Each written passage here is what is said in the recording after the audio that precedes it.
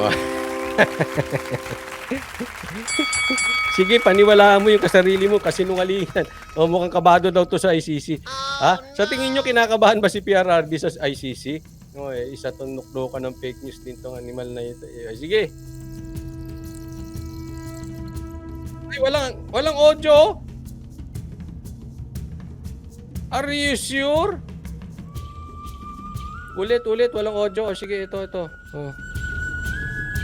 Target no? And that is BBM. Anong basa nyo dyan sa mga ganyang accusations? Ano ba yan? Indication ba yan na mukhang kabado itong mga to sa ICC? O yan, mukha daw kabado sa ICC. Dinig nyo po, may audio na. Okay na. O, sige, tuloy. Definitely, no? Nakikita nyo yung nararamdaman mo yung nervyos at ano. Ito, nag-uusap yung dalawang fake news. No, nararamdaman mo daw yung nervyos. Paano nyo nararamdaman yung nervyos ni PRRD? Magkatabi kayo matulog ni PRRD? Kayo ba yung nagsasama? Nag-live-in ba kayo? Paano mo nalaman na ninenervyos? Sige nga. Magbigay ka ng ebidensya. Nila dun sa mga pangyari. Pero again, part yan ng communications plan nila. While While they may be defending si Duterte, pero nag-aano sila ng sympathy. Ayun. Ito ang narrative ng mga dilawan kontra DDS. Nagdinidepend si PRRD pero nagpapaawa. Excuse me, nagpapaawa ba kami? Kasi sinasabi nga ni PRRD, hindi siya natatakot eh. Kayo talagang dalawa kayo. Parehas kayong fake news eh. Hindi, honestly, naramdaman nyo bang nagpapaawa ang mga Duterte? Nagpapaawa yung mga followers niya? Saan ba nakatira tong dalawan? Alam mo yung mga dilawan vloggers? Yung mga dilawan personality? Parang hindi nakatira sa sa Earth. Lalo na yung Darian ba yun? Hindi ko alam. Yung kanilang mga analysis, hindi ko alam kung saan pinulot. Parang ang layo sa katotohanan. Diba? Kinakuha nila na parang aping-api si Duterte na... Kailan namin sinabing aping-api si Duterte? Tanga. Ay, sorry po Hindi, para sa akin tanga eh. Ewan ko to. Ikukulong ng banyaga, ganito. Hindi yun. Hindi namin narrative nakawawa si PRRD dahil ikukulong ng banyaga. Karapatan ni PRRD na litisin ng mga Pilipino at hindi banyaga. Karapatan. Iba yung karapatan, iba yung kawawa. Sa katunayan, matapang kami, mali kayo. Hindi kami nagpapaawa. Tanga. Tanga na ito. Kaya nga, kailangan ko ibalik. Teka muna, that same person that you are defending is a monster. Paano mo nalamang monster? Aso ko yun eh. Monster eh. O sige. Titingnan natin. Paano mo nasabing monster si PRRD? Libo-libo pinapatay niya. Naalala nyo yan kung paano siya mag-speech nun. Okay. Tanga rin. Pasensya na. Hindi naman mura yung ibig sabihin ng tanga stupid. Hindi po mura yun, Pero, libo-libo daw ang pinapatay ni PRRD. Anong ebidensya niya? Speech.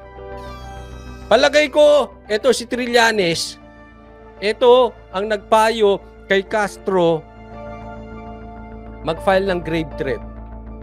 Kaya po, pareha sila eh. Isipin mo, yung speech, yun ang ebidensya nila na nagpapatay. Si Castro naman, yung speech, ang ebidensya sa grave threat. Ay, parehas bobo. Nagsama-sama yung mga dilaw na bobo. Hindi, sigurado ko Joe Marbero, kumakahol na sigurado, kakahol to. Kakahol tong dalawan to. Ganyan yan eh, pagtalunan. Oo, kakahol. Hindi, tsaka nagpapalakas kay Marcos to eh. Oo. Walang patutunguhan sa dilaw to. Wala. Papalakas to. Panay nga puri niyan kay Marcos ngayon eh. Dati, binabanatan niya yan. Ewan ko ba dyan? Murahin niya kung sino-sino. Tapos ngayon, parang paawa effect. Hindi, I will keep on reminding the public of what kind of monster Mr. Duterte is. Sige, paalala mo na, ipaalala. Good luck sa'yo. Takbo ka, senador, para malaman natin. Naloko mo lang yung taong bayan nun eh. Nakakuha mo kasi maraming galit. Ito, tatandaan nyo. Ha? Wag tayong boboto sa politiko or basta na lang maniniwala sa balita dahil galit kayo sa isang tao. Kasi ito, nanalo lang ito dahil paano-ano nun eh. Ha? Paukod-ukod. Oh. Nag-ano-ano lang yan. Bakit? Kasi galit ang tao nun that time kay Cory. Oh. Siyempre, akala nila pinagtatanggol. This is our hero. O, tingnan mo kinalabasan. Matuto sa pusa na tayo, ha? Hindi ibig sabihin pinagtatanggol at kinakalaban yung galit natin, epektibo. Iyan po ay isang magandang halimbawa. Para hindi nila kaawaan yan. Di ba? Kasi walang awa sa inyo yan. At kahit yung mga pondo para sa pandemic nun, pinagkakitaan nila, pinulsa nila yun. Binulsa mo ni PRRD. O, demanda nyo. Hindi, ang tanong, may ebidensya ka. No? So yung ganun, it's a battle of narratives at this point. Sila ngayon gusto nilang i-draw out yung sympathy, ina-agitate nila iba't ibang ina-atake nila yung administrasyon. So kumaga, ganun. They're hoping na makuha nila yung simpatya ng taong bayan. But the difference between now at nung ginagawa nila noon, nung nakapwesto sila, ay kontrolado nila yung buong propaganda machinery. Noon talagang mainstream media, social media, talagang buong-buo. Kaya ang hirap namin. Ano ka? Tanga ka rin. Kakampi ba ni PRRD yung mainstream media? Binabanatan nga ni Saan ba galing ito? Ito ba kamote kinakain o kanin? Hindi kayo makano sa mainstream? Aba, wala na talaga mga ito. Makapag-penetrate sa taong bayan. Ngayon, wala na. No? SMNI na lang yung nila, may alanganin pa.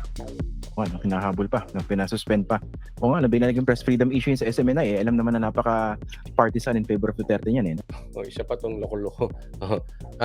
SMNI na lang daw ang nagtatanggol. Sabi nitong vlogger na ito, SMNI na lang nagtatanggol, nagdedelikado pa. Obvious naman daw na partisan yung SMNI. Teka muna. Huwag tayo magbiruan. Obvious naman lahat Ba't ikaw ba? Hindi ka ba mukhang partisan sa Dilaw? Oh, di ba? Real talk. Huwag tayo kasi gano'n naman talaga Oh. Huwag mo sabihin maka-DDS ka. Tanga. Huwag mo sabihin maka-Marcos ka. Pare-parehas lang tayo, Brad. Siyempre, may opinion ako, may opinion ka, may pinapaniwalaan ng SMNI, may pinapaniwalaan ng GMA. Ito lang ang issue. Lahat tayo iba-iba. Okay? May DDS, katulad nyo, kanin, dilaw. May katulad nung pula. Dito lang magtatalo. Ebidensya. Okay? Kasi madaling magparatang, sasabihin ko opinion ko, ikaw ganyan, ikaw ganyan, ikaw ganyan, ikaw ganyan. Sasabihin nyo opinion nyo, si Duterte ganyan, ganyan, ganyan. Sasabihin nyo iba, si Marcos ganyan, ganyan, ganyan.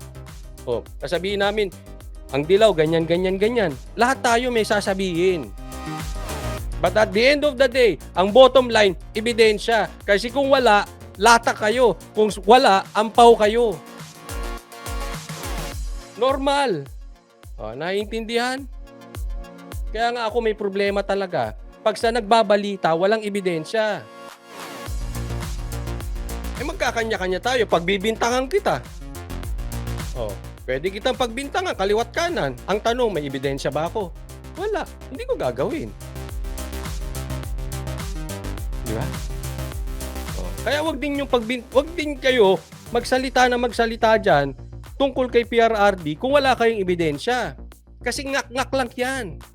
Pinapakita nyo lang yung laman ng utak ninyo hangin. Pag nagsalita kayo walang ebidensya. Ito si ano ba, si Senator Bato, kinakakitaan niyo ba ng ano, ng kaba? Kumbaga, malagay ko, ramdam naman na hindi niya naman na kayang maitago. Ang problema kasi dito sa mga ito, Ano naalala ko kasi how they look nung panahon nila, no? Kung gaano kasisiga eh. Di ba naalala mo yan, Christian? Di ba yung kasisiga na parang Bakit ikaw, nagkudeta? Binanggaan nyo nga yung Okud eh. Sinong siga? Hindi, ano lang. Kung hindi nyo ba binangga yung Okud, magiging senador ka ba? Real talk. Iyan ang problema. Kaya sabi ko sa inyo, huwag kayong aanib. Dahil kunwari, ito pangkalahatan, hindi lang kay Trillanes. Aanib sa isang tao dahil pinagtatanggol yung kung saan kayo galit. Tatandaan nyo, may self-interest, may agenda. Ulitin ko. Sa tingin nyo ba, naging epektibo siyang senador?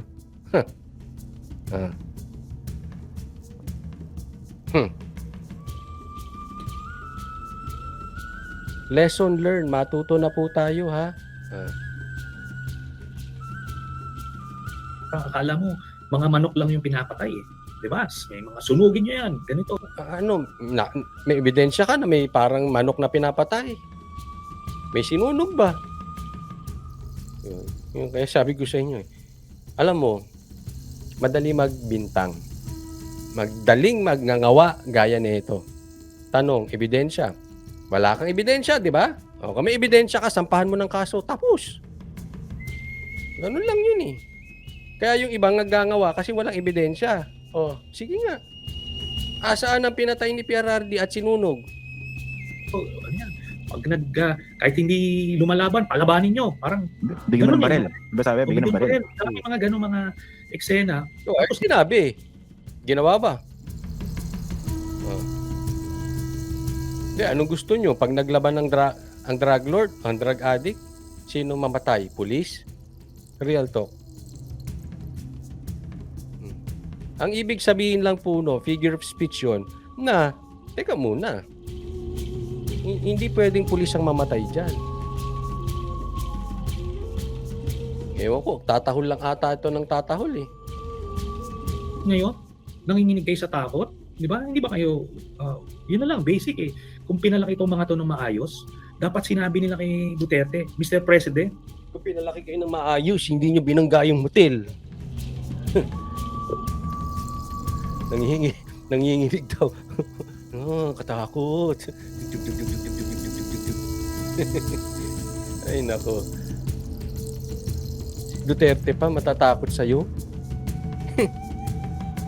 Matanda na lang yun eh. Hindi ka nung kaya one-on-one. Pero pag kay pulong ka tinapat, may kalalagyan ka. mali yan. Kung gusto talaga natin tanggalin yung droga, iba ang paraan. Di ba? Ano? Banggain ng hotel. Ang dami niyong alam eh. Oh. Kung gusto natin tanggalin talaga ang droga, hindi yan ang paraan. So anong paraan? Marami ka palang alam eh. Ba't di mo ginawa nung senador ka? O takbo kang presidente. So, try mo rin tumakbo ngayon. Sisiguraduhin ko hindi ka mananalo. O baka sabihin mo grave threat yan. Hindi, laos ka na kasi talaga. Hindi ka mananalo. Huliin natin yung mga drug lord. Kaso yung mga drug lord, kaibigan ni Duterte. Di ba? So untouchable. Kaya nga, si Asierto tuloy yung pinahuli. Kasi naglakas loob siya na habulin yung mga drug lord na kapartner ni Duterte. Eh di binaliktad siya. O yung mga kaibigan daw ni Duterte, mga drug lords. O ano ebidensya mo? Yung picture ni PRRD kumakain siyang pulburon. O. Yung ba? Eh, sarap nun.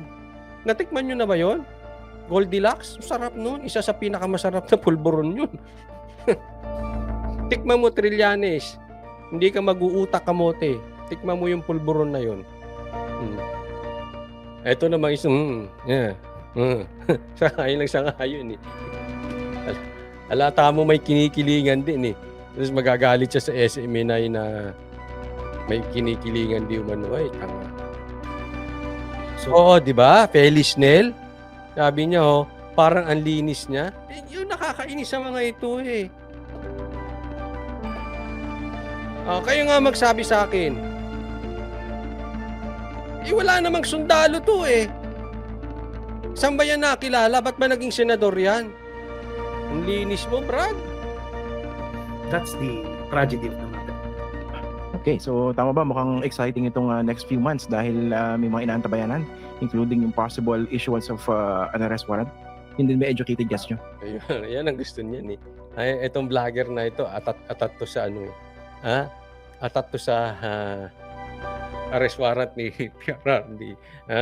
No, sige, napawalang sala siya kay Castro, magsumbong kayo sa ICC.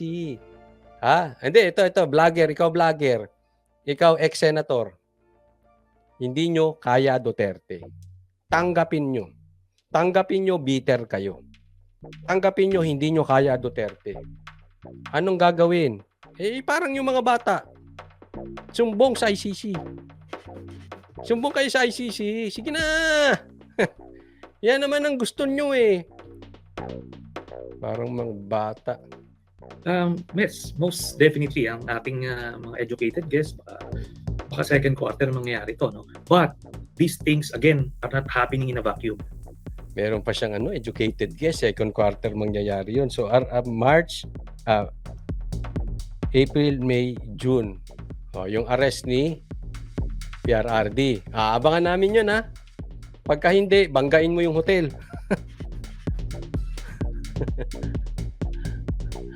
Sige, tuloy tayo. Hindi natin expectin na itong Duterte camp ay ano na lang, hihiga na lang, susuko na lang. Hindi, lumalaban sila. In fact, they have initiated yung kanilang destabilization plot. Nag-intensify yan during the last few weeks of December. They took advantage of the holidays to... Tinan mo to. Isa na naman fake news. Ayan ang sinasabi ko eh. Yan ang mahirap sa nagbabalita nang hindi mo babaka pa ng ebidensya. Anong mangyayari sa'yo? Di trililing. May destabilization daw si PRRD. Ginagamit yung tapos sinamantala pa lang daw during the holidays na nakabakasyon. Maganda yung kwento mo. Bida ka dyan. Kwento mo yan eh. Natural, bida ka dyan. Tanong. Asan ang ebidensya mo? Laglag. Binibintang. Yung destabilization, hindi. to catch the Marcos administration off guard. So ito ngayon, yung agitation sa ranks ng military. Agitation daw sa ranks ng military. Ano yan? Haka-haka mo. Sabi sa iyo ng source mo. Sabi na kung sino-sino. O kwento mo lang yan. Labas mo ebidensya.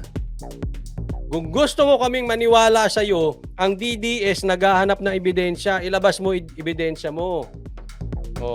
Sinong ina-agitate? Tanga. Ano yan? Sabi ko nga, hindi pwedeng i-underestimate yan. Hindi pwedeng sasabihin, hindi, mga ilang retired lang naman yan. Walang mga tao yan. Hindi. Kasi yan ay nakaka-influensya. In fact, they mirror sometimes the sentiments. Tapos ngayon, napansin ko, compared dun sa panahon namin nung sa Oakwood, ngayon, mas madali kasi yung agitation sa mga chat groups. They can get away with it, no? Inano mo yung Oakwood. Galit ka sa agitation ngayon, pero yung agitation yun nun sa Oakwood. Anong tawag sa'yo? Di ako nagtatanong, hindi po ba daw standard yun?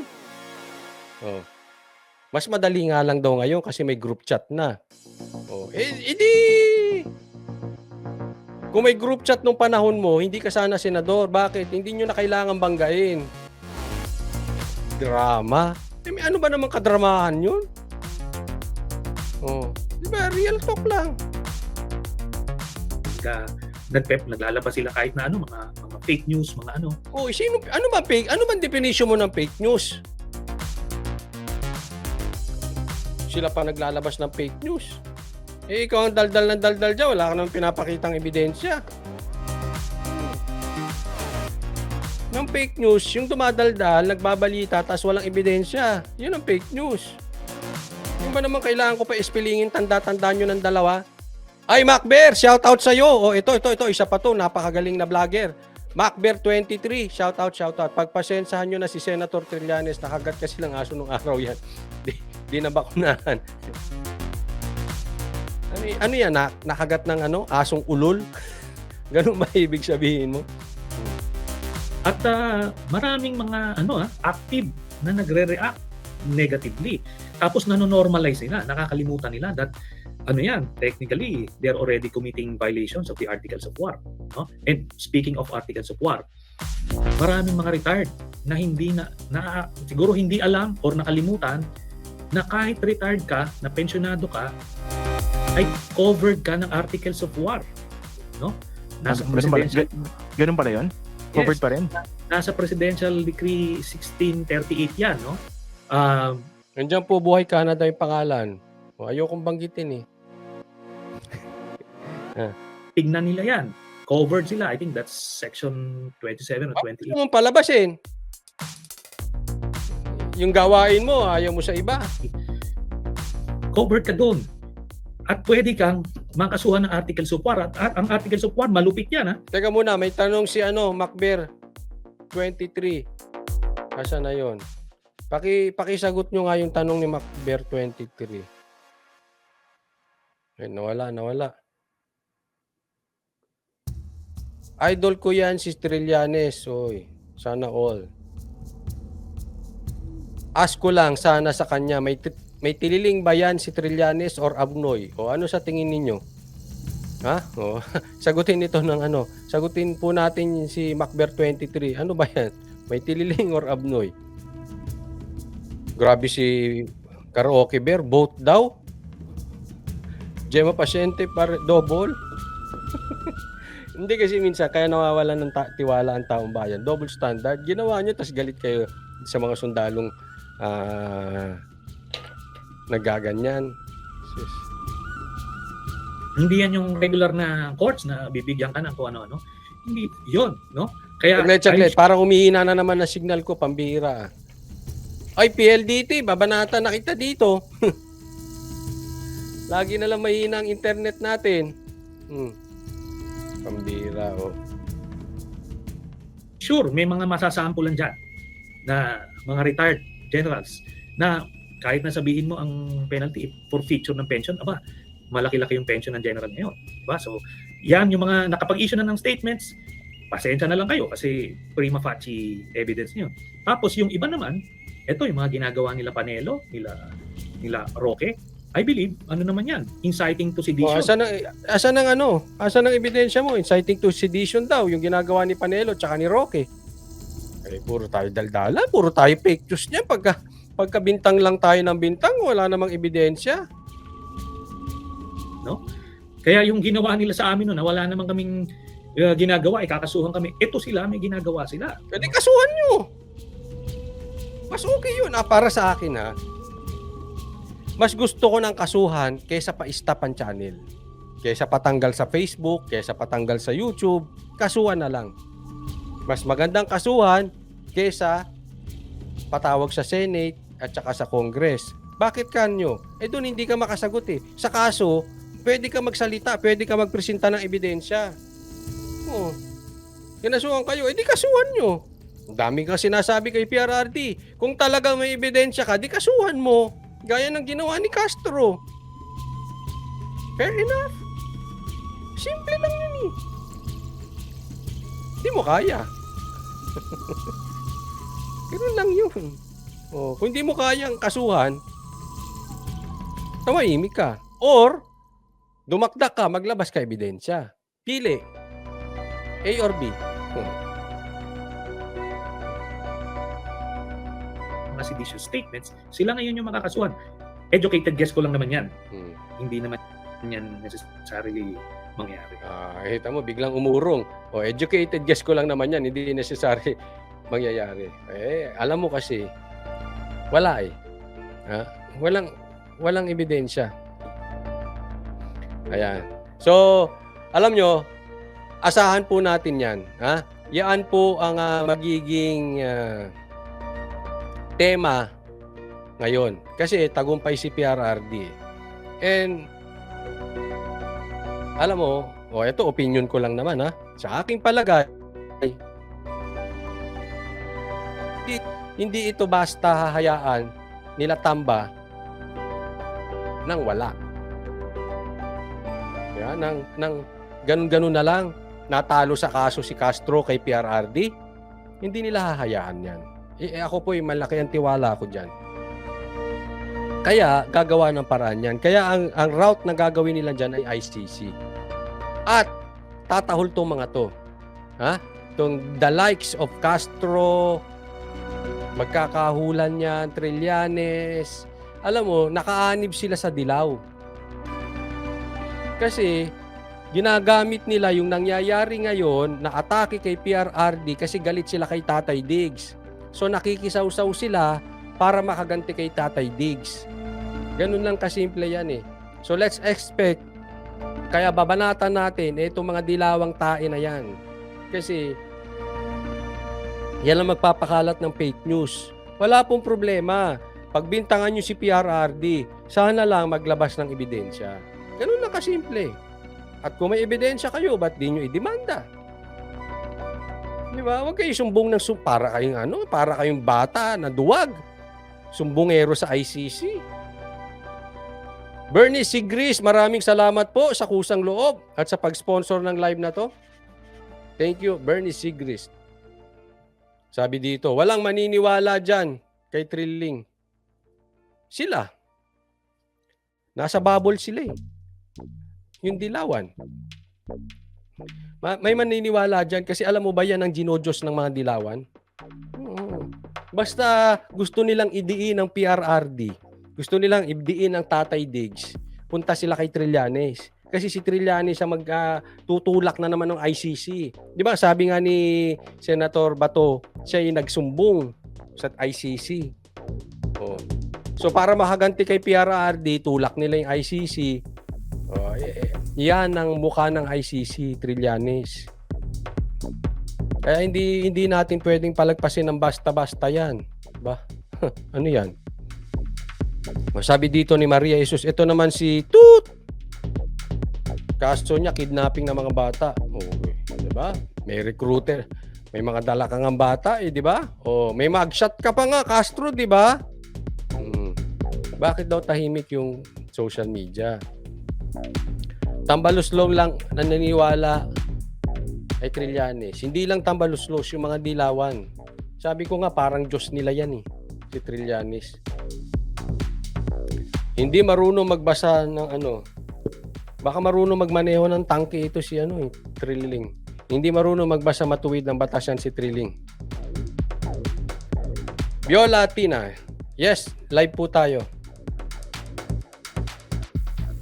Basa po muna tayo. Nako. Eto, tahimik pati simbahan sa Chacha. Diyan medyo iwas ako. Okay, pasensya na po yes, I agree with you. Yan. Natahimik ang simbahan sa Chacha. Pero ayoko masyado magbanggit ng reliyon Kasi baka mamaya sabihin nila inaatake ko yung kanilang reliyon, no? But definitely you're right. Buhay Canada 519 sabi niya, nagpa-picture nga sila noon ni Matubato at Trillanes sa logo ng ICC na akala mo'y nakuha na ng warrant ang mga hunghang. Trillanes credit grabber noon sa Oakwood, di ba? Hindi naman siya yung nag-initiate kaya nga At saka sana pantay lang sila. Ginawa nyo nga dati Sino may karapatang magsalita? Sila pa. Di na po nakikialam ang CBCP sa politika, naka-band-aid na yan galing sa Vatican. Ayan, yan po. Ako, paniwala ako, yan ang dapat gawin. Alin? I have a strong opinion about this. Talagang tama, may punto po naman. Separation of state and church. Snell Feli, maraming salamat po sa stars. Expect natin yan. Kaya nga, ngayon pa lang pinapangunahan na natin yan eh. Binabakbakan na natin about ICC. Ha? Kasi yan ang gagawin nito. Kasi nakapasok na daw. Yes, nakapasok lang. No? Pero hindi pa aktibo. Kaya ngayon supalpal na, yan ang baka gagawing sumbungan nitong mga dilawang tae. O yung mga takot sa Duterte. Yung threaten sa eleksyon sa mga Duterte. Yan ang gagawin nila ICC. Kaya simulan natin agad banatan bago pa makaporma. Buhay Canada 519, Tita Liza, Aurea Haway at Bernie Sigrist, maraming salamat po. God bless everyone. Kita-kits po tayo ulit at hindi ko alam kung may banat buy pero may show ata sila sa Santa Rosa. Dahil kanina nagkita kami, sinabi, no? So, kita-kits po tayo ulit. Maraming salamat at doon sa mga nanood, wag pong kakalimutan ha. Pag hindi pa subscribe. Sabi ni Tepoy Apoy, hello Coach Oli, good evening. At lahat ng Banateros. Maraming salamat po. Thank you. Goodbye. Bye-bye. God bless.